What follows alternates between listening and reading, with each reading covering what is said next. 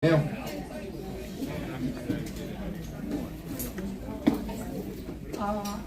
We had an agreement that I was going to say two words.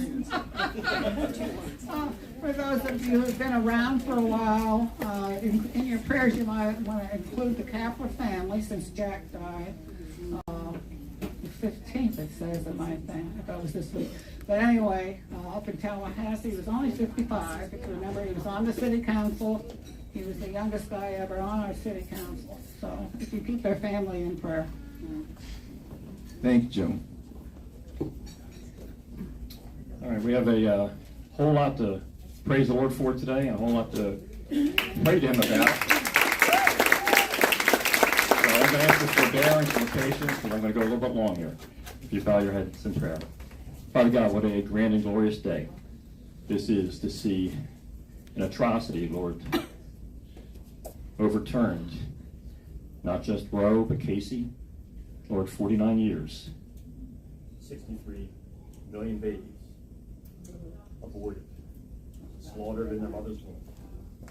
And so, Father, today we rejoice in that decision. We rejoice in the fact that a pro-life president had appointed Justices Gorsuch, Kavanaugh, and Coney Barrett. Thank you for President Trump. We thank you for Samuel Alito and Clarence Thomas, true constitutional conservatives. And we pray that they would continue to issue righteous rulings and that you would safeguard their personal safety, Lord, and that of their families.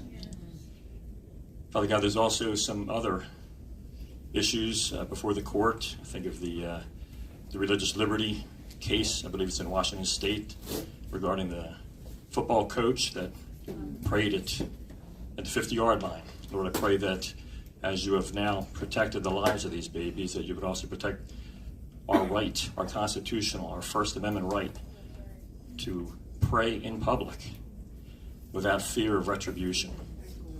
But Father, in many ways, the battle has just begun.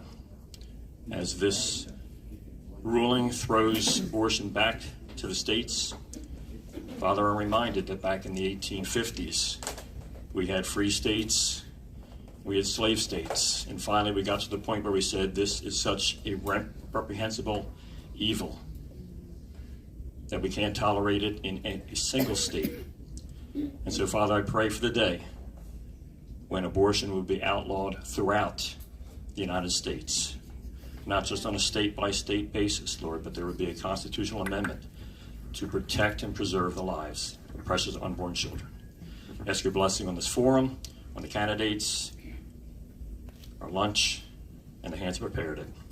Most of all, thank you to the God that provided it. In our Savior's name, amen. Amen. Please remain standing for the pledge.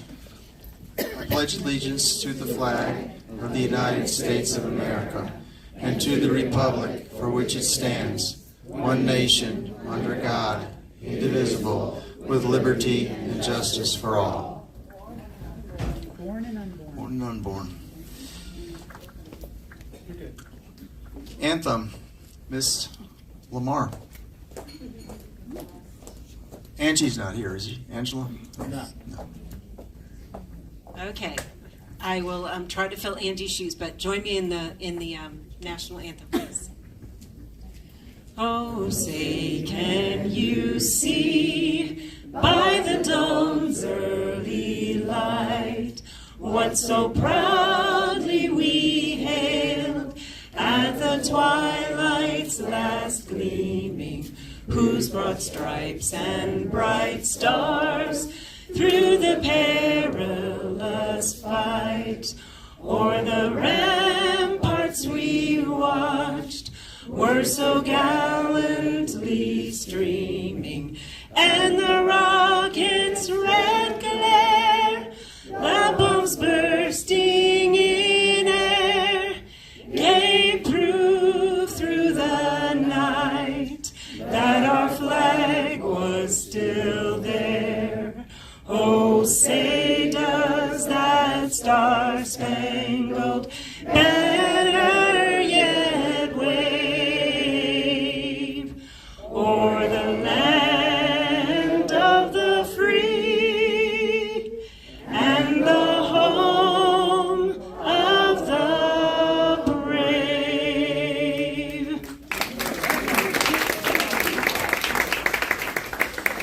Thank you, Lamar.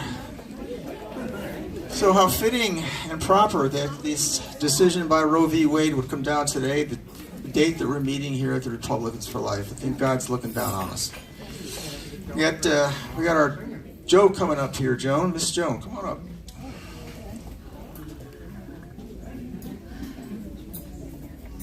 If I could just for a second, I'd like to introduce to you guys Rose Gaines, who just recently retired as a science teacher from Charter High School. Rose was the very first president of this club. She's our founding president. She might even know when we started. Do you know when we started? Oh my goodness. Wasn't it like 1999, 2000? She's guessing 99 or 2000. Yeah. None of us are really sure. But anyway, so I just thought it was nice that Rose is back. So It's good to be back. Yeah. I laid down my activism when I stepped into the classroom, as I think is fitting and proper for teachers who represent the state of Florida, parents and citizens. Not all of my colleagues feel the same way. There's a lot of activism that happens. But now that I'm retired, I'm back, ready to get into the Okay, so today I have a Father's Day joke. So attention, dads. Our 16-year-old grandson, Ryan, was out pretty late with his friends one night. Suddenly, he realized that it was the night before Father's Day, and he had not even bought a card for his dad. After much searching, he finally found an all-night pharmacy, but was really disappointed to find that the greeting card rack was almost empty. In fact, there were only 2 cards left. To tell the truth, he was less than excited about the card he selected, but felt it was the better of the 2. He brought it home, added a nice note inside, and the next morning, somewhat sheepishly, he presented it to his dad. Dad smiled and opened the card, and as was his habit, he read out loud for all to hear. The cover message started, "You've been like a father to me." Puzzled by this message, Dad looked up at Ryan. "Well, Dad," Ryan tried to explain, "it was either this card or the other one that started, 'Now that I'm a father too.'"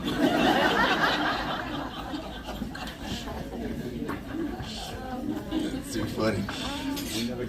So who do we have as guests here today? Any new people? Stand up if you're new and you introduce yourself. Hello, everybody. My name is Chris Black. I'm a local here in Vero Beach. Thank you all for having me. Thanks, Chris. You may know me on the other half, Joanne Binford, running for County Commission District 4, and put that sign together in that wonderful truck out there that you see driving around town. So thank you for having me, retired military, and working up with the State Department in Melbourne, and live here in this wonderful county in Vero Beach. Thank you.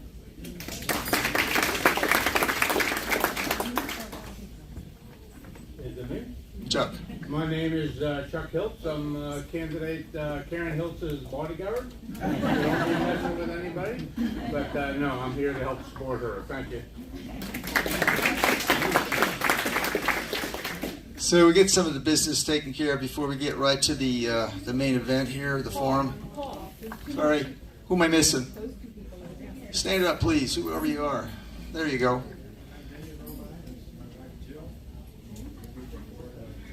Speak up a little bit louder. I'm Danny Romine. This is my wife Jill.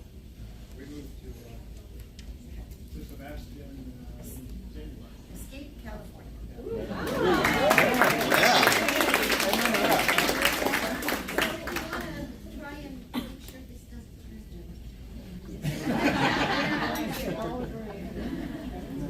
turn. Welcome, welcome. It's better known as the People's Republic of California, correct? So we're going to get some business taken care of, and then we'll get on to our main event in our forum. Connie, could you give us your Treasury report, please?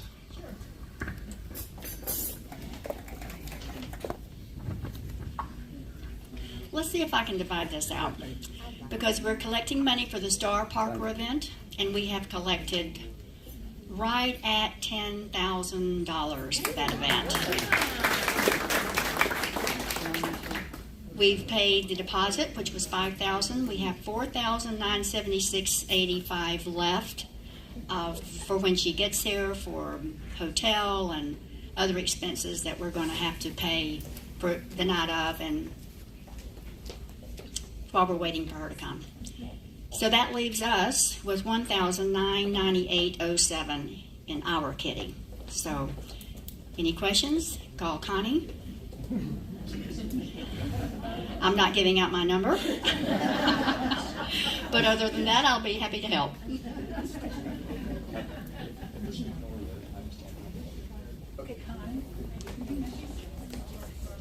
Oh my gosh, and here I am, I'm looking at Livy, right? And I'm thinking, no, what is it? No, never mind. See the jars on the table with the pretty bright red ribbons? Ooh, Yeah. Well, I want to tell you, last month we got the most for Youth for Christ ever. It was a record month. We got close to well, let me look. We got $116 last month, and that's the most we've ever gotten. So Youth for Christ, Libby is actually able to go into our schools. We heard Rose talk about being a teacher and leaving her politics at home, which is great. Libby does the same thing. Her goal and her vision is to bring Christ to these young boys and girls and to make sure they're pro-life. So now she has something wonderful to talk about Monday when she goes into the schools, and that is Roe versus Wade being overturned. So anyway, don't forget the jars with the red ribbons. Thank you, Connie. And we have one more business item to take care of. Miss Carol, you have the minutes of our meeting. We have had two meetings since there was our last Republicans for Life that was here, and we had that fantastic speaker, as I think you will all agree, Luke Newman. I mean, he could have kept going and going as far as I was concerned. Then we had another meeting of our trustees where we got things lined up for the Star Parker. I mean, I'm not going to tell you who sang what and who. We keep getting new members coming to these meetings, or not necessarily members. We'd like you to join, but that's what we need. We need to grow, and what a wonderful way to grow now that we've got Roe v. Wade overturned. So I don't really have anything more than just remind you to bring others. We need to fill this place. We really do. So try. All right, thank you, Carol. I want to recognize some of our dignitaries and some of our candidates for office. We have with us, he doubles as a audio-visual expert, and I know he has some degrees in theology, but he's a... No degree in theology. No. Oh, okay, well. I thought maybe you got that from the University of San Francisco. I'm an unlearned man. San Francisco. I don't know how you escaped San Francisco, but welcome. Welcome. This is one of our candidates for school board, Mr. Thomas Kenny. Thomas. And the other fine young lady we have, I think she made it in, Miss Rosario. Stand up, Jackie. Yay. Who else do we have here? We have our candidates, of course, but I'm going to leave that to our panel. Who else? Oh, yeah, definitely, yes. Well, why don't we just introduce them now? Joanne Bidford. Come on, stand up. Joanne's going to run for county commissioner. Is that district? What district is that, Joanne? 4. District 4. Joanne Bidford. Very conservative. Yeah, very conservative, and I'm not afraid to say that I'm pro-life. Welcome, Joanne. Welcome.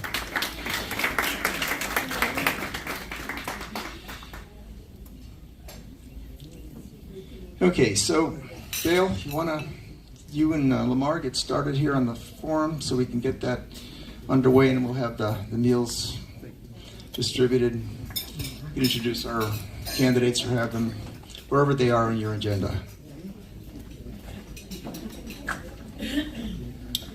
Okay, a couple housekeeping items. First, when you came in, if you did not pick up an index card and a pen, that's for you to write any questions you might have for the candidates. They will be randomly drawing 2 each. And if you've already filled it out and you haven't turned it in to Connie, make sure you do that. Okay? Just as far as the format is concerned, we're going to start with an opening statement from both candidates, and they'll have 3 minutes each for that. Then they will get 4 questions, same ones to both candidates. 2-minute responses for the first 2 questions, and then because the questions 3 and 4 are 2 parts each, they'll get 3 minutes. Then come the audience questions. They'll get 2 minutes for each of the randomly drawn questions, and then 2 minutes each for a closing statement. Lamar will be down here front. She'll hold up one little sign that says 1 minute left. She'll hold up a second sign that says stop. And if you don't stop, we will call the sergeant at arms, and he'll take care of business. All right, Lamar, you're going to come up here and introduce our 2 candidates, correct? Okay.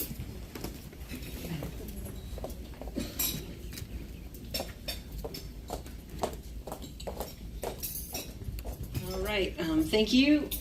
The 2 candidates are Mayor Robbie Brackett, right over here, and Karen Hiltz, running for State House. And with redistricting, I have to say, I'm not sure what the district is. 34. Sorry? 34. District 34. So please come on up, and thank you for being here.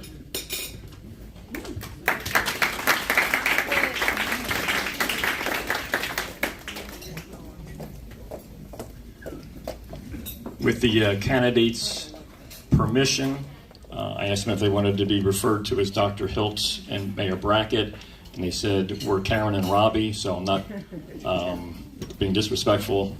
We're being friendly here. We're family, and they've asked to be addressed by those 2 names. All right, here at Republicans for Life, we only recognize 2 genders, so we are going to let ladies go first. And so that will be, what's that? There you go. So Karen Hiltz will be first with her opening statement of 3 minutes. Well, good afternoon, everyone. First of all, let me thank the club for hosting this forum, and for all of you participating or being here to listen to what we have to say. I'm Dr. Karen Hiltz, and I'm running for the Florida House of Representatives. And I want to share a little bit about my knowledge and experience that I've gathered or gained over the last 40 plus years. I served in the Navy almost 7 years, which led to a career in federal procurement, which means I wrote, negotiated, and managed multi-million-dollar contracts, such as architect, engineering, and construction. I did naval communication systems, and I did research and development programs for the Department of Defense. Then I worked on procurement policy and training for the U.S. Customs Service, and I ended my career as the head of procurement for the U.S. Capitol Police on Capitol Hill. The next season of my life included being appointed as a planning and zoning commissioner, and I also taught business courses at the undergraduate and graduate levels, which is where I realized that I need to go down to the K-12 level, too late at the college level. Then the past 13 plus years, I've served on a private school board, K-12 private school board. I was an elected public school board member. I was appointed to a college advisory board. I worked with nonprofits on legislation and policy, education legislation and policy issues. And I've written and published 2 books and numerous articles, and I continue to serve on nonprofit boards. I have a BA and an MBA in management, and I also have a doctorate of education in leadership studies. Now you may ask, why are you running for the Florida House? Well, I chose to be a candidate because I believe that the breadth and depth of knowledge and experience that I bring to our district and our state makes me the best candidate, okay? Also, in addition, I have new eyes to look at issues, okay? I look through a different lens because I do have a different set of knowledge and experience to look at the issues such as education, Second Amendment rights, water quality, the lagoon, and as a woman, right to life. To me, I believe legislation should be solution-oriented, not onerous, restrictive, or fraught with unintended consequences. And that's what I'll bring to Tallahassee. Okay? And as many of you who've been around me before know, I frequently say, when you continue to hire from within, you perpetuate the status quo. And so vote for Dr. Karen Hiltz. Sorry. I'm sorry.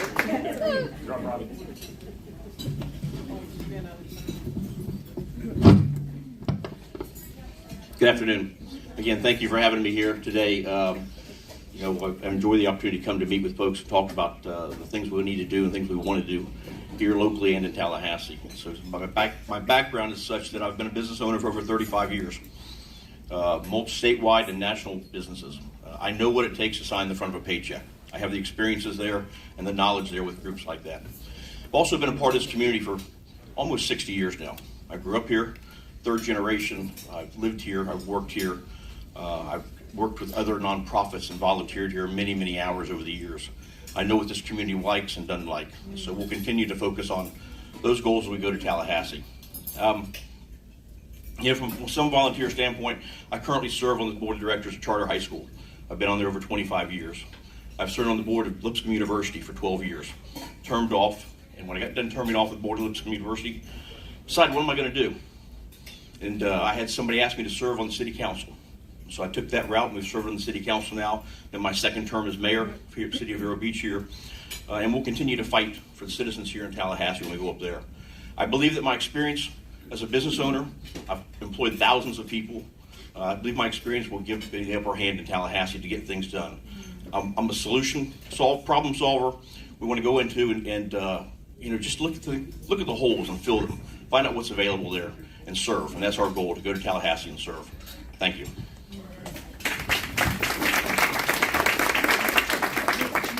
All right, we're going to go into the first of four questions.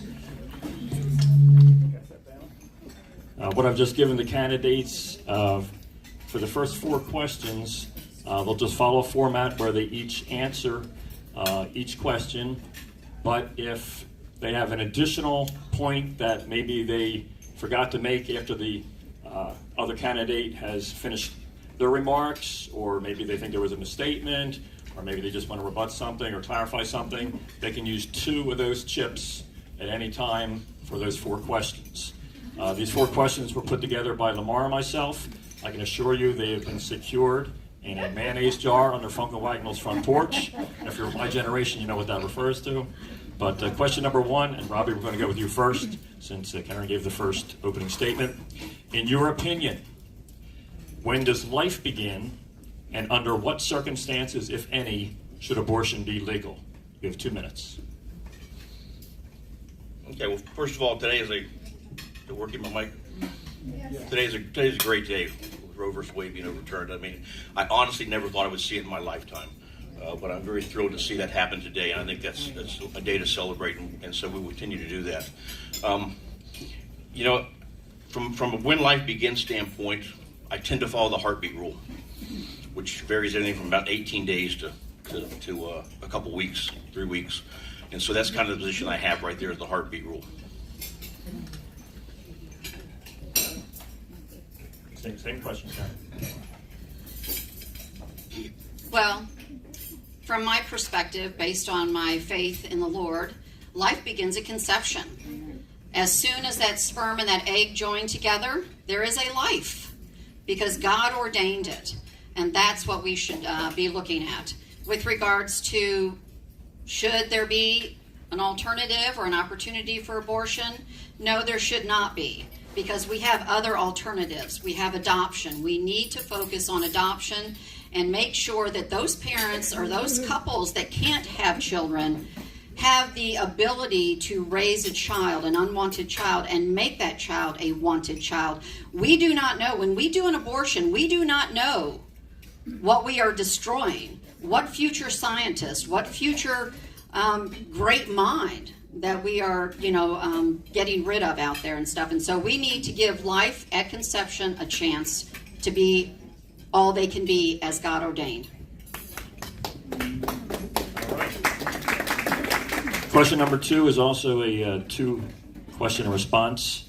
Should women having illegal abortions be punished, and should doctors performing illegal abortions be prosecuted? If so, how would you recommend policing and enforcing those measures? Karen, you're up first. Well, that's a good question. And that's a little bit of a tough question, because I do think that illegal abortions, doctors should be prosecuted for that. How do you go about doing that? You'd have to have some kind of undercover or law enforcement or something that deals with being able to identify where abortions are being done. So there has to be some kind of mechanism to be able to know who is doing illegal abortions and stuff. With regards to women getting abortions and should they be punished, I'm not real sure. I would have to say I'm not real sure about that one, because women, when you are in a state of finding out you're pregnant and it's an unwanted pregnancy, you need time to digest that, and you need to really go and get, we have several organizations here in Indian River County that help women sort through whether they want to abort their child or keep their child. And I think we need to work with organizations such as that so that we don't just arbitrarily abort children and have illegal abortions out there. Robbie, same question, 2 minutes. Should doctors be punished? Absolutely. There's no doubt about it. How do we go about doing that? Number one, when we find it happens, we take their medical license away. Okay, first of all and foremost. Number two, you'd have to have some type of operation to follow it, maybe a task force of some kind to know what's going on. Word gets out. People know when things are going awry and when things are being done illegally. So I think they could do it, but they should absolutely be prosecuted. As far as a woman being prosecuted, I don't think prosecution is the right answer for that. I think mentoring and counseling. And so maybe there's a program there, a plan where they could go through some type of a course to understand, because it is a tough situation for a woman who finds out she's pregnant, it's an unwanted pregnancy, and what do they do? And it's the emotional roller coaster, I'm sure. I don't know. I'm not female, but I can only imagine. But I think at that point in time, there's some counseling, some probation type thing that would happen possibly, and be able to work with them. Thank you. All right, we're on to question number 3, which is a 2-part question. Just a reminder, neither candidate has exercised their red poker chip yet, so that's up to you. All right, this is going to be back to Robbie. In your opinion, what are the 3 most important challenges facing Florida today, public school education being one, and how do you intend to address them? You want 3 plus public school? That would be one of the 3. One of the 3, okay. I think the number one issue we have right now from polling data that I've read is border security. The federal government is not doing their job with border security at all. The Biden administration has failed us, and we need to step up our pace because we have borders here in the southern borders that we need to protect. And when you talk about border security, you're also talking about another life issue, okay? While right to life is pro-life is definitely a abortion issue, there's also other areas for pro-life, and that is, criminals coming across our borders and being harmful to our citizens. That's the other one is safe and secure elections. We need to continue to work hard to make sure we have safe and secure elections from that standpoint. And we'll work hard to do that in Tallahassee. I've talked to the leadership up there about a couple of different things. Incoming Speaker Paul Renner, and we will work with his office and continue to do that with the leadership and co-sponsor a number of bills to help that happen. And since you mentioned families in school, we'll just go add to that. I serve on charter high school. I think that public education has failed our children, and we need to continue to strive to do better for that. Charter school is one alternative, but we need to have some more teeth put in so that we control what the schools are doing and how they're doing it. Okay, Karen, same question. 3 minutes. 3 minutes on this question. Oh no, I could talk about education forever. With regards to education, we have failed our children for, and I'll say at least 100 years, because this indoctrination that we've seen through the closing of our schools and the COVID lockdown and stuff is only the tip of the iceberg. It awoke people, and they obviously got to see what their children were being taught. which is not what parents want. And so we need to work with, continue to work on legislation. We've had some good legislation the last couple of years here in Florida. And I'm very excited with regards to Senator Manny Diaz being appointed as the commissioner of the Department of Education in our state. I look for some good things coming out of there.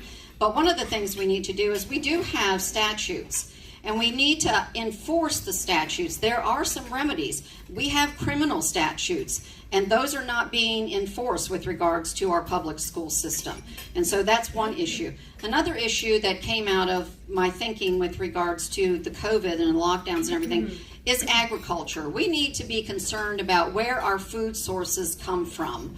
And we need to be able to provide and sustain our country from a food source perspective. We hear on the news about Russia and China and all these other foreign countries buying up our companies, buying up our processing plants, et cetera, and that is not a good thing. We do not know what is coming into our food sources. And then with regards to the third one, I think we need to be mindful of our veterans. I am a veteran, as I stated. We need to be mindful of our veterans and how they're being supported, how they're being taken care of. And we need to make sure that not only the veterans themselves, but their families are part of it. And we need to work on families. Okay? Thank you. All right. This is also another 3-minute timed response and a 2-part question. Where do you stand on the First Amendment in regards to book banning and sectarian prayer, particularly in public schools? And the second question is, where do you stand on the Second Amendment in regards to gun control and specifically to banning ghost guns and semi-automatic weapons? Karen, you would go first. Okay, there's a lot of misinformation out there. I don't think parents are into banning books. Parents are into ensuring that their children are not exposed to this garbage, this pornography that is in our public school libraries. And if you want to have pornography, then you can go to the public library, you can go online. How are we managing the schools with regards to not only the hard books, but the online material that's coming in as well? We need to be mindful of that. So there again, it's more of an age appropriateness issue, not a book banning or a book burning issue. With regards to the Second Amendment, that is a U.S. Constitution, right? Guns should not be banned. People should not be eliminated or penalized because they want to own a gun and protect themselves. We need to be mindful of the red flag laws as well. And we need to make sure that our rights are protected from a constitutional perspective. I don't know of anyone who really wants to own a machine gun and go around shooting people up. There is a difference in my mind between military weaponry and then weaponry that the public wants to own in order to protect themselves. I don't see tanks driving down the streets. I hope I never see tanks driving down the streets in our country. But we need to be mindful that every citizen in this United States has a right to own a weapon to protect themselves and to go hunting. Thank you. Robbie, do you need the question reread? Or okay. First part is, where do you stand on the First Amendment in regards to book banning and sectarian prayer, particularly in public schools? And secondarily, where do you stand on the Second Amendment in regards to gun control and specifically to banning ghost guns and semi-automatic weapons?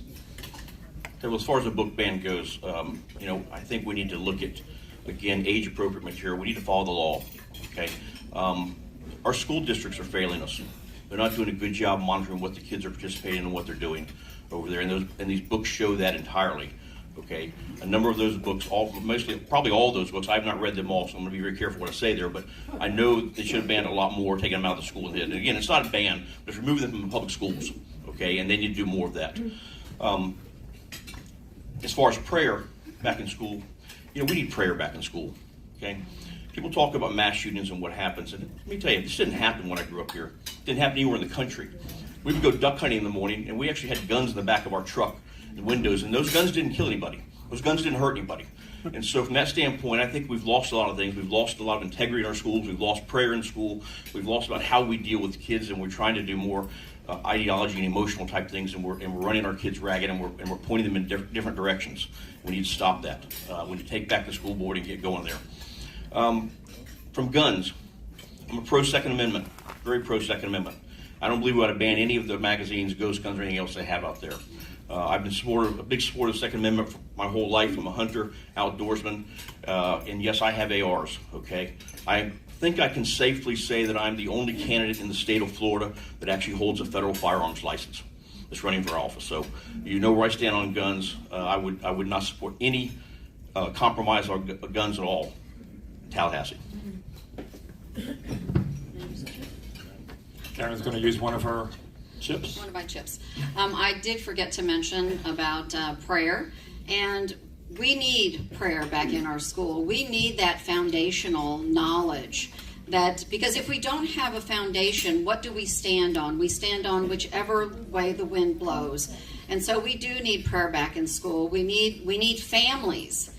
We need husbands and wives to raise their children. We don't need the school system to do it. We need to be mindful that, it is the gun that kills. It is not the individual. The individual is a heart and mind issue from my perspective. The gun is only a tool for a person to utilize. I think I said that right. But, there again, humans use tools, and it's not just guns that kill. There are many other tools that are used to kill, and we need to be mindful of that. All right, we're going to have each candidate draw 2 questions from the audience, one at a time.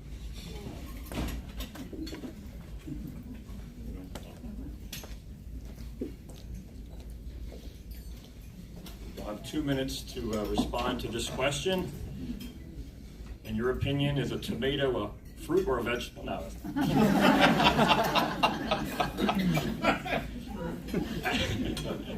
As to education, what is your take on the money should follow the child and school choice?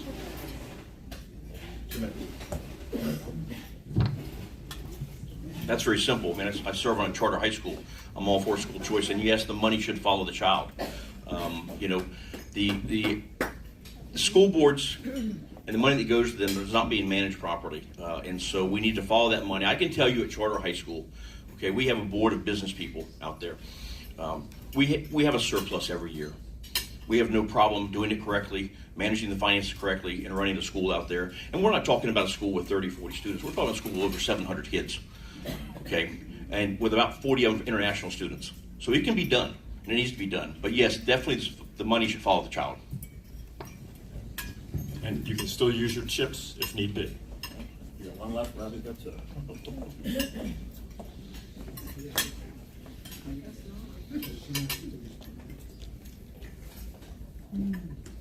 All right, the first question for Karen is, what can the state legislature do to help the district with future infrastructure needs? Well, to me, the legislature is responsible for 2 things: passing legislation and bringing tax dollars back to your district.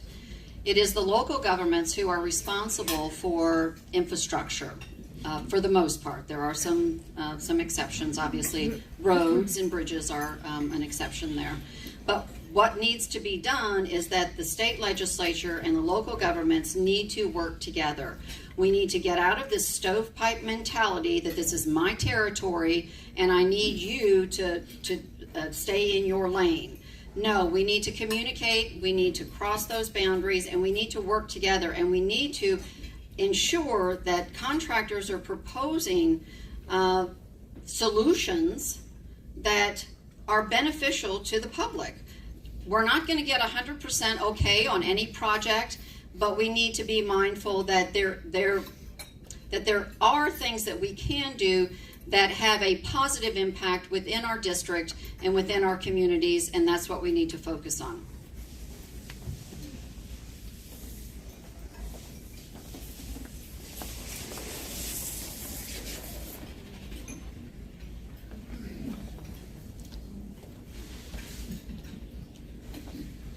All right, second question for Robbie, and again a 2-minute response. What steps do you intend to take to support or initiate to ensure honest elections, i.e. clearing the voter roll, state election holiday to vote? Yeah, that's a good question. I think you started out there with clearing the voter roll. There's some things we have to do. I'll give you an example. Karen and I both had a third opponent earlier in the race. Okay, that individual had not lived here for 20 years, yet he'd voted here for 20 years. That's a problem in local elections. That's a problem. He lived in D.C. He's been there for 20 years. He was raised here, but he lived there. And we need to do things, create systems that we can create that and get rid of the polls and the people that aren't voting here, don't live here. He's not even homestead exempted here. So we need to continue to go through the polls, go through the rolls, and make sure that we are clearing them out on a regular basis and making sure we have honest, secure elections here.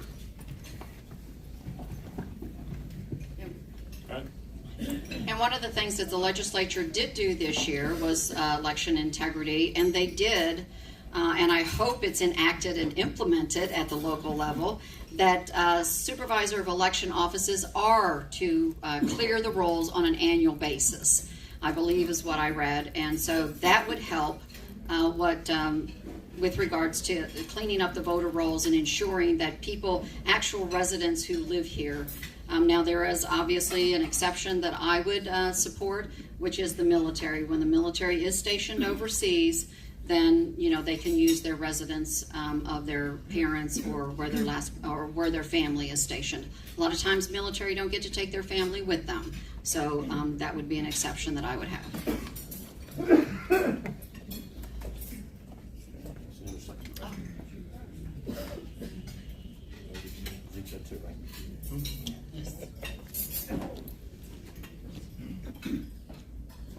All right, this is Karen's second and last question. What is your first priority if elected?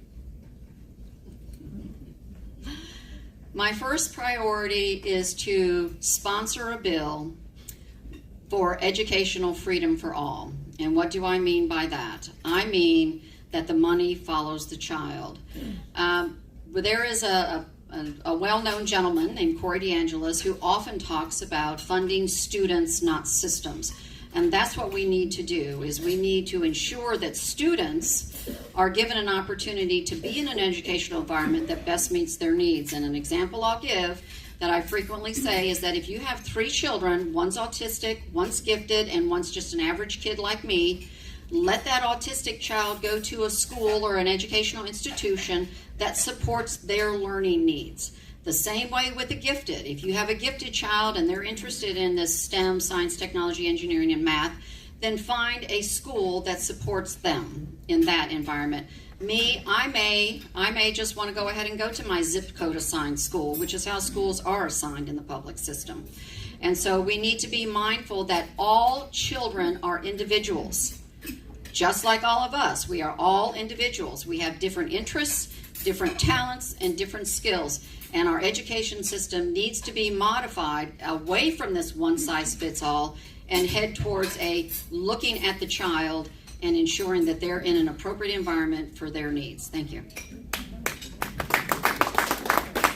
All right, before the closing statements, which will be 2 minutes each, just want to thank both candidates. If you've ever run for office, it's a lot of hard work, family sacrifices, sitting up here being grilled on the hot seat's not a whole lot of fun. So I appreciate both of you stepping up and being willing to serve your community. Let's have a hand for the two candidates.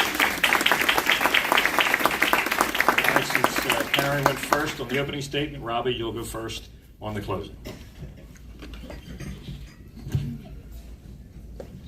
Well, again, I want to thank you for having me here today and giving me an opportunity to speak. It's very, ironic that it happened the same day that the courts overturned Roe versus Wade. So we have a lot to celebrate this weekend.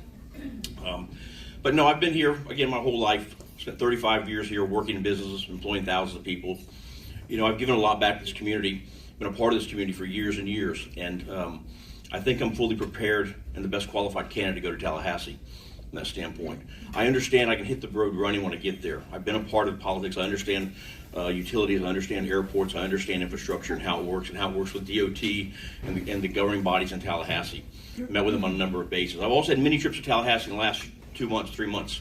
Okay, I've met with leadership up there a number of times. Speaker Renner's a great individual. Looking forward to working with him, and met with other groups up there as well. So for that, I'm asking you to support me August 23rd, State Representative, District 35. Thank you. 34, I'm sorry. Thank you. Make sure I file my papers right.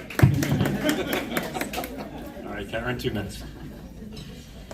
Well, again, thank you, Republicans for Life, for hosting this forum. It's been an honor and a privilege to be able to speak and share our thoughts and ideas with you. I want to start out by saying relationships are key to accomplishments. We must build partnerships and treat each other with respect, which in turn builds trust. Not only between local and state governments, but with you, the constituent, because after all, you elect us to serve and represent you. So we need to be mindful of that. With your support, knowledge, and help, we have a greater probability of accomplishing our goals and objectives as there is strength in numbers. And we must remember, this is a game for all of us to be in. But we must be willing to listen to each other, and that's where I think the breakdown comes into play, is that when we're out there talking to people, then we need to be mindful that we not only talk, but we listen, okay? Accomplishments are full of negotiations, and that's what I did for over 25 years, negotiate contracts. Yes, there are many challenges ahead of us, but I like to think there are also many opportunities for us. Whether it be education, water quality, or freedom and our rights, or other issue, this is our time to elect a leader that is willing to fight, not only in preserving our culture and quality of life, but to ensure our individual interests are preserved as well. Is this a tall order? Yes, it is, okay? But can it be done? But it can be done if we remember this is a partnership and are willing to work together. With God on our side and His Word as our foundation, we know that strength rejoices in challenges, and I ask for your vote on August 23rd. Vote Dr. Karen Hiltz. Thank you. All right, I'd like to thank our timekeeper extraordinaire. Lamar did a great job keeping us focused and on time. If you didn't get your question selected and answered, I'm guessing both candidates are willing to stay here until they turn the lights off and lock the doors. So no further ado, one more hand for Karen Hiltz and Robbie Brackett.